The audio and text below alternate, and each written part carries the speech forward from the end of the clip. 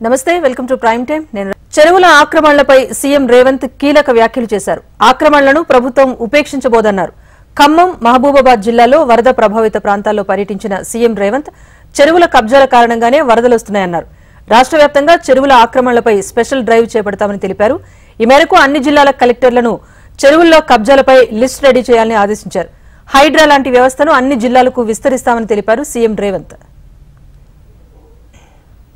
స్పష్టంగా అధికారులకు ఆదేశాలు ఇస్తున్నా నేను ఎంక్వైరీ కూడా ఆర్డర్ చేస్తా రాష్ట్రం మొత్తం మీద కూడా చెరువుల ఆక్రమణ మీద స్పెషల్ డ్రైవ్ చేపడతా ఎవరైనా వాళ్ళు ప్రజాప్రతినిధులు అయి ఉండొచ్చు లేకపోతే ఇతరులు అయి ఉండొచ్చు లేకపోతే సమాజంలో బాగా ఇన్ఫ్లుయెన్స్ ఉన్న వాళ్ళు అయి ఉండొచ్చు మీరు ఇట్లాంటివి ఏమైనా చేస్తే మీరే స్వయంగా వాటిని సరెండర్ చేస్తే అది మీకు గౌరవంగా ఉంటుంది ప్రభుత్వానికి వెసులుబాటుగా ఉంటుంది అట్లా కాకుండా ఏదైనా జరిగితే మాత్రం ప్రభుత్వం కఠినంగా చర్యలు తీసుకోవడానికి వెనక్కి తగ్గదు కాబట్టి నాలాల ఆక్రమణను కూడా ప్రభుత్వం ఉపేక్షించదు మీరు కూడా జిల్లాలలో నేను ఇవాళ మహబూబాబాద్ వరంగల్కి చెప్పట్లేదు తెలంగాణ రాష్ట్రంలో ఉన్న అన్ని జిల్లా కలెక్టరేట్లకు ఈ నుంచి నేను ఆదేశాలు ఇస్తున్నా మీ ప్రాంతాలలో ఎక్కడైనా చెరువులు కానీ నాలాలు కానీ ఆక్రమించుకుంటే మీరు మొత్తం వాటిని లిస్ట్ అవుట్ చేయండి కోర్టులలో ఏమైనా పెండింగ్ కేసులు ఉంటే ఆ కేసులను కూడా పరిష్కరించుకోవడానికి ప్రత్యేకమైన న్యాయవాదులను నియమించు తెలంగాణలో వర్ష ప్రభావం 11 జిల్లాల్లో ఎక్కువగా ఉందని కేంద్ర మంత్రి కిషన్ రెడ్డి తెలిపారు వరద సహాయక చర్యల కోసం ఎన్డీఆర్ఎఫ్ బృందాలను కేంద్రం పంపించిందన్నారు దెబ్బతిన్న రహదారులను మరమ్మతు చేయాలని పీఎంఓ ఆదేశించినట్టుగా చెప్పారు రాష్ట్ర ప్రభుత్వం వద్ద రాష్ట్ర విపత్తు నిర్వహణ నిధి ఉందని వరద నష్టం అంచనాలపై నివేదిక అందిస్తే కేంద్రం నిధులు విడుదల చేసేందుకు సిద్ధంగా ఉందని స్పష్టం చేశారు ఆయన వరద బాధితులను ఆదుకోవడం కోసం ఎన్డీఆర్ఎఫ్ బృందాలను కూడా వెంటనే పంపించడము కేంద్ర హోంశాఖ మంత్రి రాష్ట్ర చీఫ్ సెక్రటరీతో ఎప్పటికప్పుడు అందుబాటులో ఉండి చర్చించడము ఇటు ఆంధ్రప్రదేశ్ తెలంగాణ రెండు రాష్ట్రాలను కూడా ఎప్పటికప్పుడు సమీక్ష చేస్తారన్నారు హోమ్ మినిస్ట్రీ నుంచి రెగ్యులర్ గా మానిటరింగ్ చేసి రాష్ట్ర ప్రభుత్వాలకు కావాల్సినటువంటి కోఆర్డినేషన్ చేసేటువంటి ప్రయత్నం చేస్తా ఉన్నాం అంతేకాకుండా జాతీయ రహదారులు ఏవైతే తెగిపోయాయో రోడ్లు లేక దెబ్బతిన్నాయో వాటన్నిటిని కూడా వెంటనే మరమ్మతులు చేయాలని చెప్పి ప్రధానమంత్రి కార్యాలయము ఆదేశించడం జరిగింది వరదల్లో చనిపోయిన కుటుంబాలకు ప్రభుత్వం 50 లక్షల రూపాయల ఆర్థిక సాయం చేయాలని మల్కాజ్గిరి ఎంపీ ఈటెల రాజేందర్ కోరారు కోతకు గురైన చెరువులను రాష్ట్ర ప్రభుత్వం వెంటనే పునరుద్దరించాలన్నారు కొట్టుకుపోయిన పంటకే కాకుండా నీటిలో నానిపోయిన పంటలకు సైతం నష్టపరిహారం అందివ్వాలన్నారు పంట నష్టపోయిన రైతాంగానికి ప్రభుత్వం వెంటనే సాయం చేయాలని తెలిపారు వరద బాధితులకు బీజేపీ అండగా ఉంటుందన్నారు ఈటెల రాజేందర్ కొట్టుకుపోయిన పంటలు మాత్రమే అసెస్మెంట్ కాకుండా నీళ్లు నిల్వ ఉండి ఏర్లు కుళ్ళిపోయి రేపు అక్కర్రాని పంటల విషయంలో కూడా ప్రభుత్వం అసెస్మెంట్ చేసి వాళ్ళకి నష్టపరిహారం చెల్లించాలని చెప్పి నేను కోరుతా ఉన్నాం ఇవాళ అన్నిటికంటే ఎక్కువ నష్టపోయింది మక్క పంట ఎందుకంటే ఖమ్మం మహబూబాబాద్ వరంగల్ ఈ ప్రాంతాలన్నీ కూడా ఎక్కువ మక్క పంట కాబట్టి చేతికాడికి వచ్చిన పంట ఏదో 2 నెలల పంటనో నెల పైన పంట కాకుండా చేతికాడికి వచ్చి నోటికాడికి వచ్చిన పంట కొట్టుకుపోయింది కాబట్టి తక్షణమే వాటికి అసెస్మెంట్ చేసి రైతాంగానికి సాయం అందించాలని చెప్పి కోరుతా ఉన్నాం ఇవాళ కొన్ని వరద సహాయక చర్యల్లో ప్రభుత్వ వైఫల్యం కనిపిస్తోందని మాజీ మంత్రి హరీష్ రావు అన్నారు వరద బాధితులు కన్నీరు మున్నీరవుతున్నారని చెప్పారు ఇళ్లపై నిలబడిన వరద బాధితులకు ఆహారం కూడా అందించడం లేదన్నారు వరదల్లో చనిపోయిన వారి కుటుంబాలకు 25 లక్షల రూపాయలు ఇవ్వాలని డిమాండ్ చేశారు సర్టిఫికెట్లన్నీ కూడా నీళ్ళలో దర్చిపోయినాయి ఇంటికి సంబంధించిన డాక్యుమెంట్లు కావచ్చు వాల్యుయబుల్స్ కూడా పోయినాయి బంగారం కూడా కొట్టుకుపోయింది అసలు కట్టు బట్టలు తప్ప మా పేయి మీద ఏం మిగలలేదు 2 రోజుల నుంచి ఇవే బట్టల మీద ఉన్నాం వేసుకోవడానికి గుడ్డలు కూడా లేవు తినడానికి తిండి లేని పరిస్థితి ఉంది మా పరిస్థితి చాలా ఆందోళనగా ఉంది అని చెప్పి బాధపడతా ఉన్నారు ఇది పూర్తిగా ప్రభుత్వ వైఫల్యం కనీసం మంచి నీళ్లు కూడా అందియలేదట 12 గంటలు డాబాల మీద ఉంటే కనీసం తాగడానికి నీళ్లు కూడా ఈ ప్రభుత్వం అందించలేకపోయింది అంటే జిల్లా యంత్రాంగాన్ని సమాయత్తం చేయడంలో గాని ముందస్తు ప్రణాళికలు చేయడంలో గాని హెలికాప్టర్ అందుబాటులో పెట్టుకోవడంలో గాని ఎన్డీఆర్ఎఫ్ బృందాలను ఏర్పాటు చేసుకోవడంలో గాని ప్రభుత్వం పూర్తిగా ఫెయిల్ అయిపోయింది ఇప్పుడు ఆ ముఖ్యమంత్రి గారు మరి ఆ రోజు ప్రతిపక్షంలో ఉన్నప్పుడు చనిపోయిన కుటుంబాలకు 25 లక్షల రూపాయలు ఇవ్వాలని అడిగారు. ఇదే సీతక్క గారు అడిగారు. మేము అడుగుతా ఉన్నాం ప్రభుత్వాన్ని, తక్షణమే చనిపోయిన కుటుంబాలన్నిటికీ 25 లక్షల రూపాయలు ఎక్స్గ్రేషియా ఇవ్వాలి. తెలంగాణలో పలు ప్రాంతాల్లో పెద్ద ఎత్తున ఆస్తి నష్టం జరిగింది. బాధితులను ఆదుకోవడానికి తెలంగాణ ఉద్యోగ సంఘాలు ముందుకొచ్చాయి. రాష్ట్రంలోని ఉద్యోగుల తరపున ఒక్కరోజు వేతనాన్ని ప్రభుత్వానికి ఇవ్వాలని ఉద్యోగ సంఘాలు నిర్ణయం తీసుకున్నాయి. వీరి ఒక్కరోజు వేతనం దాదాపు 100 కోట్లవుతుంది. ఈ మేరకు ఉద్యోగ సంఘాల చైర్మన్ లచ్చిరెడ్డి ప్రకటించారు. 3 రోజుల నుంచి వస్తున్న వర్షాలు విపత్తులకి మా సహాయంగా ఉద్యోగస్తుల సహాయంగా ఒకరోజు వేతనాన్ని ప్రకటించడం జరిగింది. సుమారు ఉద్యోగ ఉపాధ్యాయ మరియు పెన్షనర్ల యొక్క ఒకరోజు వేతనం అనేది దాదాపుగా 100 కోట్ల రుణాన్ని సీఎం రిలీఫ్ ఫండ్కి అందించబోతున్నాం. సెప్టెంబర్ వేతనంలో కట్ చేసుకోవాల్సిందిగా ఇప్పుడే గౌరవ చీఫ్ సెక్రటరీ గారిని కలిసి మెమోరాండం ఇవ్వటం జరిగింది. ఎందుకంటే ఏదైనా తెలంగాణలో విద్యా కమిషన్ ఏర్పాటు చేస్తూ రాష్ట్ర ప్రభుత్వం ఉత్తర్వులు జారీ చేసింది. ప్రీ ప్రైమరీ నుంచి ఉన్నత విద్య వరకు సమగ్ర పాలసీ తయారీకి కమిషన్ ఏర్పాటు చేస్తున్నట్లు ఆ ఉత్తర్వుల్లో పేర్కొంది. చైర్మన్ 3 సభ్యులతో విద్యా కమిషన్ ఏర్పాటు చేయనున్నారు. కమిషన్ చైర్మన్ సభ్యులను త్వరలో నియమించనున్నట్లుగా ప్రభుత్వం తెలిపింది. విద్యా వ్యవస్థలో విప్లవాత్మక మార్పులు తీసుకురాబోతున్నట్లు ఇటీవల ముఖ్యమంత్రి రేవంత్ రెడ్డి స్పష్టం చేశారు. ఇందులో భాగంగానే విద్యా కమిషన్ ఏర్పాటు చేయాలని నిర్ణయించారు.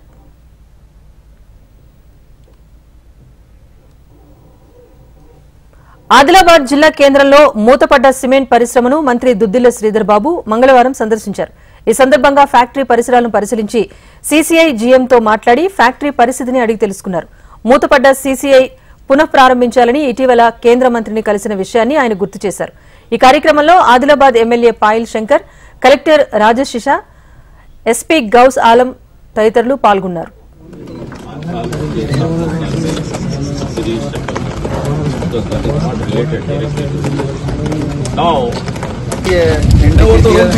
अब रोका जबकि हम लोग ने कितना वो वेस्ट हो रहा था, इतना किसी के काम नहीं आया था. గాంధీ ఆసుపత్రిలో మంత్రి దామోదర రాజనరసింహ ఆకస్మికంగా పర్యటించారు. సీజనల్ వ్యాధుల కట్టడిలో భాగంగా గాంధీ ఆసుపత్రిలో తనిఖీలు చేపట్టారు. బాధితులను వివరాలు అడిగి తెలుసుకున్నారు. డాక్టర్ల వివరాలు పంపించాలని సూపరింటెండెంట్ను ఆదేశించారు. నర్సింగ్ సిబ్బంది, డయాగ్నోస్టిక్, క్లినికల్ విభాగాల్లో పనిచేస్తున్న సిబ్బంది వివరాలపైన మంత్రి దామోదర ఆరా తీశారు. వారం రోజుల్లోనే గాంధీలో ఐవీఎఫ్ కేంద్రాన్ని అందుబాటులోకి తీసుకొస్తామన్నారు దామోదర రాజనరసింహ. పేదవానికి పేద పేషెంట్కి ఎలాంటి ఇబ్బందులు కలగకుండా మెరుగైన రీతిలో ట్రీట్మెంట్ అందియాలి. ఇన్ఫ్రాస్ట్రక్చర్ ఏదైనా అవసరం ఉంటే స్పందించాలి. ఈ మధ్యలోనే జూడా డాక్టర్స్ అడిగిన హాస్టల్ బిల్డింగ్ అబ్బాయిలకు అమ్మాయిలకు సుమారు 70 హైదరాబాద్ లోని జంట జలాశయాలను మంత్రి పొన్నం ప్రభాకర్ పరిశీలించారు.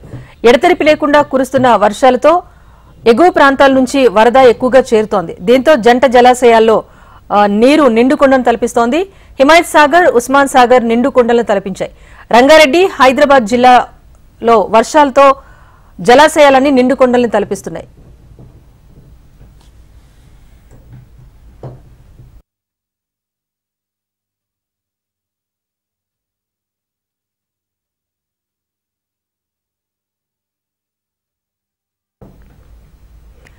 రంగారెడ్డి, హైదరాబాద్ జిల్లా కలెక్టర్లతో పాటు జలమండలి, రెవెన్యూ, ఇరిగేషన్ అధికారులతో కలిసి మంత్రి సందర్శించారు. జంట జలాశయాలకు వస్తున్న ఇన్ఫ్లో సమాచారాన్ని జలమండలి అధికారులను అడిగి మంత్రి పొన్నం ప్రభాకర్ తెలుసుకున్నారు. అధికారులు అప్రమత్తంగా ఉండి ఎప్పటికప్పుడు వరద పరిస్థితిని సమీక్షించాలని కలెక్టర్కు పొన్నం ప్రభాకర్ ఆదేశించారు. ఏ క్షణమైనా గేట్లు ఎత్తి వరద నీటిని దిగువకు విడుదల చేసే అవకాశం ఉండటంతో హిమాయత్ సాగర్, ఉస్మాన్ సాగర్ దిగువ ప్రాంతాల్లో నివసించే ప్రజలు అప్రమత్తంగా ఉండాలని పొన్నం ప్రభాకర్ సూచించారు.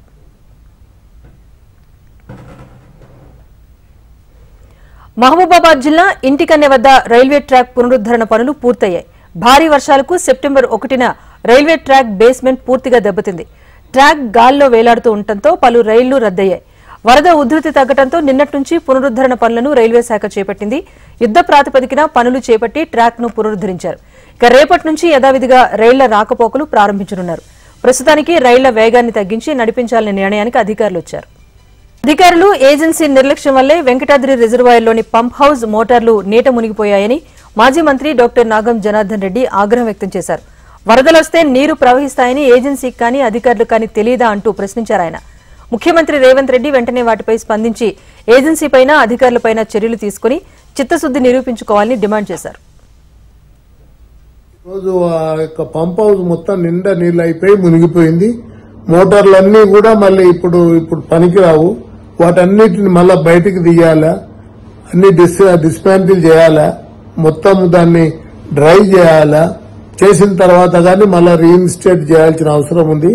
ఇనాగ్రేషన్ కంటే బిఫోరే ఈరోజు ఈ దుస్థితి రావడం ఇవాళ, ఎందుకంటే అంత ఎఫిషియన్సీ ఉండదు. కొత్తగా మోటార్లు తీసుకుని మనం ఆ నీట మునిగినాక దాని ఎఫిషియన్సీ ఎట్లా. ఖమ్మంలో వరద బాధితులను పరామర్శించేందుకు వెళ్లిన బీఆర్ఎస్ నేతలపై కాంగ్రెస్ దాడికి పాల్పడటంపై ఆ పార్టీ వర్కింగ్ ప్రెసిడెంట్ కేటీఆర్ ఆగ్రహం వ్యక్తం చేశారు. మాజీ మంత్రులు హరీష్ రావు, పువ్వాడ, సబితా ఇంద్రారెడ్డి వాహనాలపై దాడి చేయడం కాంగ్రెస్ అసహనానికి నిదర్శనమన్నారు. ప్రజలకు సాయం చేయటం చేతకాక సాయం చేస్తున్న వారిని చూసి ఓర్వలేక దాడికి తెగబడ్డారని మండిపడ్డారు. కాంగ్రెస్ ప్రజలను నిర్లక్ష్యం చేస్తే బాధితులుగా అండగా నిలబడ్డం తప్ప అంటూ ఆయన ప్రశ్నించారు. ప్రజలకు సేవ చేయటం చేతకాదని, సేవ చేసేవారిపైన మాత్రం దాడి చేయటం సిగ్గుచేటని మండిపడ్డారు. ఈ దాడికి ముఖ్యమంత్రి సహా కాంగ్రెస్ ప్రభుత్వం బాధ్యత వహించాలని డిమాండ్ చేశారు. ఇలాంటి దాడులు ఎన్ని చేసినా ప్రజల వద్దకు బీఆర్ఎస్ శ్రేణులు వెళ్లకుండా ఆపలేరన్నారు. రాష్ట్రంలో కురుస్తున్న భారీ వర్షాలు, వరదల కారణంగా జరిగిన ఆస్తి, ప్రాణ నష్టం వివరాలను ఈ వారాంతంలోగా సమర్పించాలని అధికారులను సీఎస్ శాంతికుమారి ఆదేశించారు. రాష్ట్రంలో వరదల కారణంగా జరిగిన నష్టం అంచనా వేయడంపై అధికారులతో సమీక్ష నిర్వహించారు. అనేక జిల్లాల్లో వరదలు, వానలు ఇంకా తగ్గుముఖం పట్టలేదన్న సీఎస్ సంబంధిత శాఖల బృందాలను క్షేత్రస్థాయికి పంపించి తగిన జీపీఎస్ కోఆర్డినేట్స్ తో సహా సమర్పించాలని అధికారులను ఆదేశించారు. ప్రతి జిల్లాలో స్టేట్ డిజాస్టర్ మేనేజ్మెంట్ ఫోర్స్లను ఏర్పాటు చేయడానికి కావాల్సిన నిధులు, సిబ్బంది, పరికరాల వివరాలు కూడా వెంటనే సమర్పించాలని అధికారులను సీఎస్ శాంతికుమారి ఆదేశించారు. తెలంగాణలోని పలు జిల్లాల్లో 2 రోజులు ఉరుములు మెరుపులతో కూడిన భారీ వర్షాలు కురిసే అవకాశం ఉందని హైదరాబాద్ వాతావరణ కేంద్రం పేర్కొంది. కొమరం భీం, ఆసిఫాబాద్, మంచిర్యాల, ములుగు, జయశంకర్, భూపాలపల్లి జిల్లాల్లో అక్కడక్కడ భారీ వర్షాలు కురుస్తాయని ఈ జిల్లాలకు ఎల్లో అలర్ట్ జారీ చేసింది. ఇక మధ్య విదర్భ పరిసర ప్రాంతాల్లో కేంద్రీకృతమైన అల్పపీడనం ప్రస్తుతం బలహీనపడి పశ్చిమ విదర్భ పరిసర ప్రాంతాల్లో కేంద్రీకృతమైనట్లు అధికారులు తెలిపారు. దీనికి అనుబంధంగా ఉన్న ఆవర్తనం సగటును సముద్ర మట్టం నుంచి 3 కిలోమీటర్ల ఎత్తు వరకు ఆవరించి ఉన్నట్టుగా వాతావరణ కేంద్రం తెలిపింది. ఉత్తర కోస్తా మీదుగా రుతుపవన ద్రోణి కొనసాగుతోంది. ఏపీలో మరో 3 రోజుల పాటు వర్షాలు కురుస్తాయని విశాఖ తుపాను హెచ్చరికల కేంద్రం డైరెక్టర్ కేవీఎస్ శ్రీనివాస్ వెల్లడించారు. కోస్తా మీదుగా సముద్ర మట్టానికి 3.1 నుంచి 5.8 కిలోమీటర్ల ఎత్తులో ఉపరితల ఆవర్తన ద్రోణితో 24 గంటల్లో కొన్ని ప్రాంతాల్లో మోస్తరు నుంచి భారీ వర్షాలు కురుస్తాయని చెప్పారు. ఎన్టీఆర్, కృష్ణా జిల్లాలకు ఆరెంజ్ అలర్ట్, కాకినాడ, తూర్పుగోదావరి, యానం, కోనసీమ, ఏలూరు, గుంటూరు, బాపట్ల ప్రాంతాలకు ఎల్లో అలర్ట్ జారీ చేశారు. ఈ నెల 5వ తేదీన కోస్తా తీరానికి సమీపంలో మరో అల్పపీడనం ఏర్పడుతుందని విశాఖ తుపాను హెచ్చరికల కేంద్రం అధికారి వెల్లడించారు. కోస్టల్ ఆంధ్రప్రదేశ్ మీదుగా ఉపరితల ఆవర్తనాలు ఈరోజు ఫార్మ్ అవడం జరిగింది. బిట్వీన్ 3.1 అండ్ 5.8 కిలోమీటర్స్ ఈ హెడ్స్లో ఉపరితల ఆవర్తనాలు ఏర్పడడం జరిగింది. అలాగే నెక్స్ట్ మాన్సూన్ ట్రఫ్, అంటే ఇది important for the monsoon trough, అది కూడా ఉత్తరాంధ్రలోని కలింగపట్నం మీదుగా వెళ్తోంది. అలాగే నెక్స్ట్ ఈ conditions and another favourable conditions దృష్ట్యా around 5th of this month RNB ENC పదవికి గణపతి రెడ్డి రాజీనామా చేశారు. వరంగల్ మల్టీ స్పెషాలిటీ హాస్పిటల్ నిర్మాణ అంచనాల పెంపుపైన రేవంత్ సర్కార్ సీరియస్ గా ఉంది. అంచనాల పెంపుపై విజిలెన్స్ విచారణ కొనసాగుతూ ఉండగానే గణపతి రెడ్డి రాజీనామా చేశారు. తన రాజీనామా లేఖను ప్రిన్సిపల్ సెక్రటరీ వికాస్ రాజుకు అందజేశారు. 2017లోనే గణపతి రెడ్డి రిటైర్మెంట్ అయిన 7 ఏళ్లుగా గణపతి రెడ్డిని గత ప్రభుత్వం కొనసాగించింది. రేవంత్ సర్కార్ సైతం 9 నెలలుగా ఈఎన్సీగా గణపతి రెడ్డినే కొనసాగించింది. ప్రస్తుతం RRR బాధ్యతలను గణపతి రెడ్డి చూస్తున్నారు. రీజనల్ రింగ్ రోడ్డుకు NH నంబర్ కేటాయింపు, కేంద్రంతో సంప్రదింపుల్లో ఆయన కీలకంగా వ్యవహరిస్తున్నారు. గణపతిరెడ్డి ఆధ్వర్యంలోనే కొత్త secretariat, Pragathi Bhavan, police command control centre, జిల్లా కలెక్టరేట్లు, అమరజ్యోతి, 125 అడుగుల అంబేద్కర్ విగ్రహం, జిల్లాలో మెడికల్ కాలేజీల నిర్మాణం జరిగింది. Warangal multi super speciality hospital, హైదరాబాద్లోని టిమ్స్ ఆసుపత్రుల అంచనాల పెంపుపై విజిలెన్స్ విచారణ కొనసాగుతున్న వేళ గణపతిరెడ్డి రాజీనామా చర్చనీయాంశంగా మారింది. విజయవాడ నగరం వరదల నుంచి ఇంకా కోలుకోలేదు. వరదలొచ్చి 3 రోజులైనా ఇప్పటికీ కాలనీలు ముంపులోనే ఉన్నాయి. ఇప్పటికీ పలువురు ఇళ్లలోనే చిక్కుకుని సాయం కోసం ఎదురుచూస్తున్నారు. మరోవైపు రెస్క్యూ ఆపరేషన్స్ కొనసాగుతున్నాయి. సింగ్ నగర్, ఆంధ్రప్రభ, హౌసింగ్ బోర్డు కాలనీలో వరద నీరు తగ్గుముఖం పట్టకపోవడంతో సహాయక చర్యలు కష్టతరంగా మారాయి. ఇళ్ల నుంచి బయటకొచ్చే పరిస్థితులు లేకపోవడంతో జనం అవస్థలు పడుతున్నారు. వరద ప్రాంతాల్లో పరిస్థితులు ఇప్పటికీ మెరుగుపడకపోవడంతో వారికి రెస్క్యూ టీమ్స్ డ్రోన్లు, హెలికాప్టర్ల ద్వారా ఆహారాన్ని అందిస్తున్నాయి. వరద ప్రభావిత ప్రాంతాల్లో పరిస్థితులను సీఎం చంద్రబాబు ఎప్పటికప్పుడు పర్యవేక్షిస్తున్నారు. జేసీబీపై వరద ప్రభావిత కాలనీలో పర్యటించిన ఆయన బాధితులకు భరోసా ఇచ్చారు. వారికి అందుతున్న సహాయక చర్యలను పరిశీలించి వివరాలు తెలుసుకున్నారు. మరోవైపు కృష్ణానదిలో వరద కొనసాగుతోంది. ఎగువ నుంచి వరద పోటెత్తడంతో ప్రకాశం బరాజ్ దగ్గర నదీ ప్రవాహం పెరిగింది. నిన్నటితో పోల్చి చూస్తే కృష్ణానదిలో వరద ఉధృతి తగ్గుముఖం పట్టగా ప్రస్తుతం 7,90,000 క్యూసెక్కుల నీటిని దిగువకు విడుదల చేస్తున్నారు అధికారులు. బుడమేరు కాలువలో వరద పోటెత్తడంతో విజయవాడ పరిసర గ్రామాలను వరద చుట్టుముట్టింది. ప్రస్తుతం రైల్వే బ్రిడ్జ్ దగ్గర బుడమేరు కాలువ గండిపట్టడంతో పరిసర ప్రాంతాల ప్రజలను అప్రమత్తం చేస్తున్నారు. పరిసర ప్రాంతాల ప్రజలను అప్రమత్తం చేస్తున్న అధికారులు ఇళ్లలో నుంచి ప్రజలెవరూ బయటకు అత్యవసరమైతే తప్ప రావద్దని, ఇక ముంపునకు గురైన వారంతా బయటకు రావాలి అంటూ పోలీసులు విజ్ఞప్తి చేస్తున్నారు. స్థానిక శారదా కాలేజీలో పునరావాస కేంద్రం ఏర్పాటు చేశారు. ఏలూరు కాలువకు ఆనుకునున్న ఇళ్లను ఖాళీ చేయిస్తున్నారు. ఏపీలో 5 ఏళ్లుగా అధికార వ్యవస్థలేవి పనిచేయలేదన్నారు సీఎం చంద్రబాబు. ఎమర్జెన్సీ టైంలో అధికారులు సరిగ్గా పనిచేయకపోతే సహించేది లేదంటూ వార్నింగ్ ఇచ్చారు. అత్యవసర పరిస్థితుల్లో సర్వశక్తులు ఒడ్డి పనిచేయాలని ఆయన ఆదేశించారు. జక్కంపూడిలో ఓ అధికారిని సస్పెండ్ చేసినట్టుగా తెలిపారు. ఎవరినీ ఉపేక్షించేది లేదని అన్నారు. మంత్రులు కూడా చెప్పిన పని చేయకపోతే వాళ్లపైన చర్యలకు వెనుకాడబోనని తేల్చి చెప్పారు. నేను అందరి అంత చెప్తున్నాను, ఇంతవరకు 2 రోజుల నుంచి చెప్పాం. ఇప్పుడు ఎవ్వరు సరిగా పని చేయలేదు అని కన్ఫర్మేషన్కి వస్తే యాక్షన్స్ తప్ప ఇంకేముండవు. అది యాక్షన్స్ కూడా డ్రాస్టిక్ గా ఉంటాయి. దయచేసి అర్థం చేసుకోండి. రైజ్ టు ద అకేషన్, మానవతా దృక్పథంతో పనిచేయండి. ప్రతి ఒక్కరిని ఆదుకునే బాధ్యత తీసుకుందాం. మళ్లీ ప్రభుత్వ ఇమేజ్ పెంచుకుందాం. మనం ఉండేది ప్రజల కష్టాల్లో ఉన్నప్పుడు సర్వశక్తులు. గత ప్రభుత్వం ప్రాజెక్టుల పట్ల నిర్లక్ష్యంగా వ్యవహరించడం వల్లనే విజయవాడలో వరదలొచ్చాయన్నారు AP deputy CM Pawan Kalyan. Budameru విషయంలో ఉదాసీనతే కారణమంటూ విమర్శించారు. డిజాస్టర్ మేనేజ్మెంట్ కార్యాలయం నుంచి వరద ప్రభావిత ప్రాంతాల్లో పరిస్థితులను పరిశీలించిన పవన్ కళ్యాణ్ విజయవాడలో ఫ్లడ్ కెనాల్స్ ఏర్పాటు చేసేలాగా చర్యలు తీసుకుంటామన్నారు.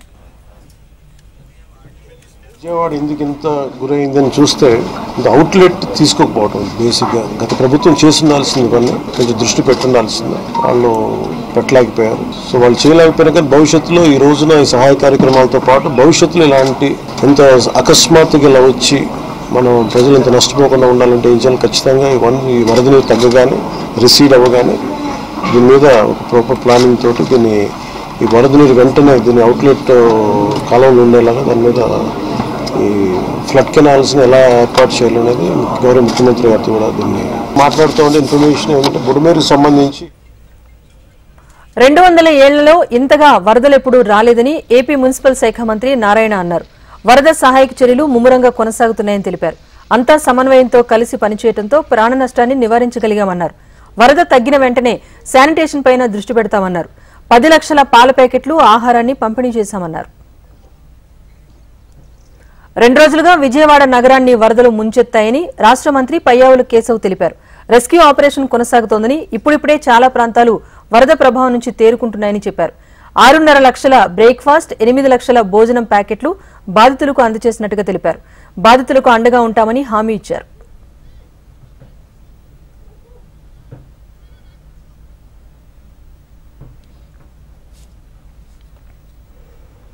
నటి కాదంబరి జత్వానీని మానసికంగా వేధించారని ఏపీ కాంగ్రెస్ అధ్యక్షురాలు వైఎస్ షర్మిల అన్నారు. ఉన్నతమైన కుటుంబం నుంచి వచ్చిన మహిళలను ఇక్కడికి తీసుకొచ్చి అరెస్ట్ చేయడం దుర్మార్గమని అన్నారు. అక్రమంగా నిర్బంధించి ఆమెను తొక్కిపడేశారన్నారు.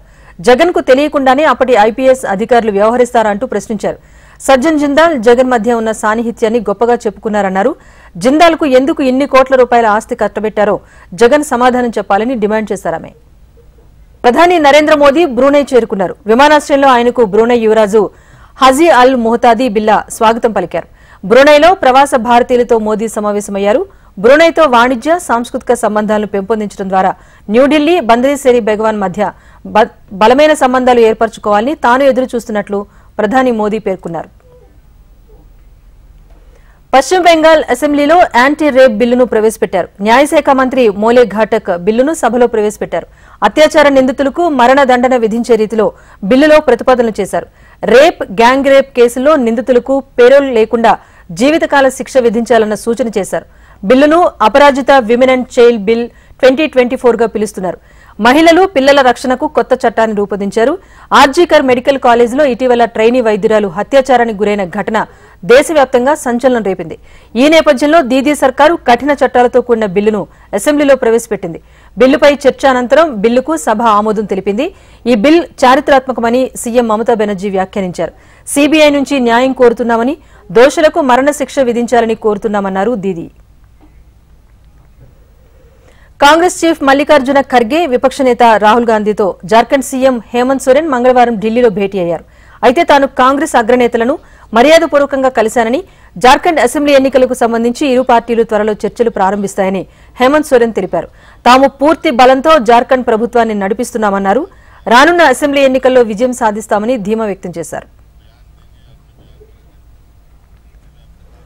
జమ్మూ కశ్మీర్ అసెంబ్లీ ఎన్నికల్లో బీజేపీతో పొత్తుకు అవకాశం లేదని పీడీపీ అధ్యక్షురాలు మాజీ సీఎం మెహబూబా ముఫ్తీ స్పష్టం చేశారు.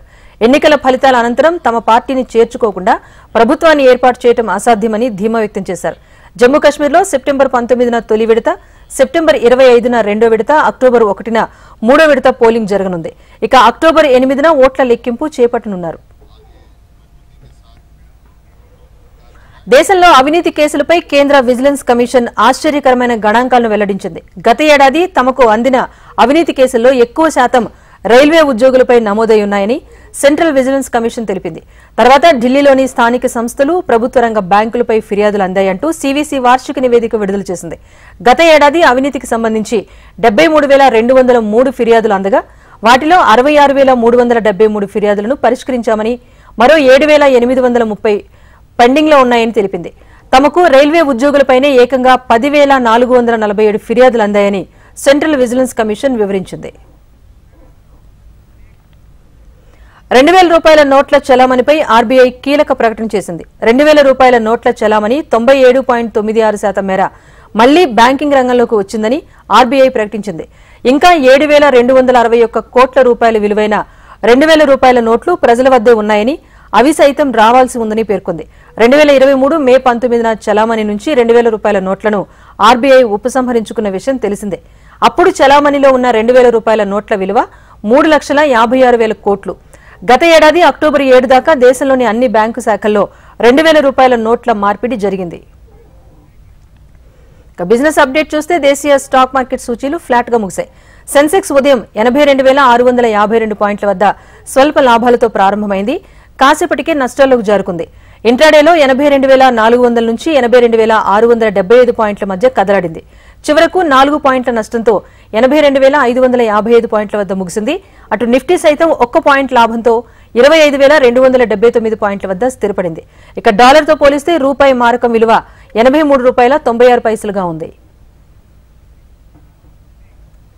ఇది prime time update. Keep watching HM TV. వార్త ఆగదు, నిజం దాగదు.